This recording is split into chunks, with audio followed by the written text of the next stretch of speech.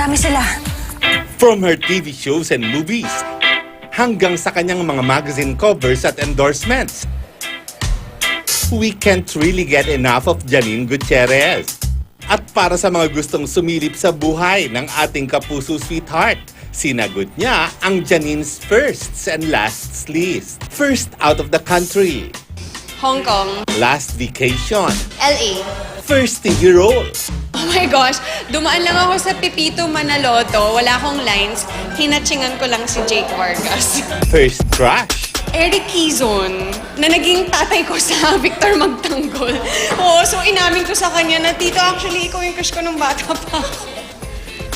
last time you cried, Hapon, kasi nag-workshop kami for Bova, so medyo iyak-iyak kaming lahat. first na binili from your sweldo, Nung high school ako, nakakaraket ako sa guesting ng mga sis at mga K, the 1 million peso video ko challenge. Tapos, ang unang binili ko jacket na Roxy kasi pangarap ko dati maging surfer. last time you felt successful, Ngayong natapos na yung Elise. Kasi I've always wanted to do a movie like this na talagang love story.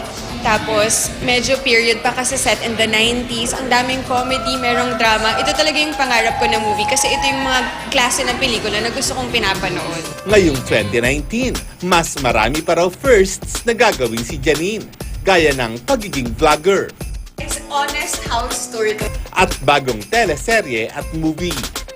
Expectations para sa 2019 eh. Tapos nagkataon lang po na sunod-sunod yung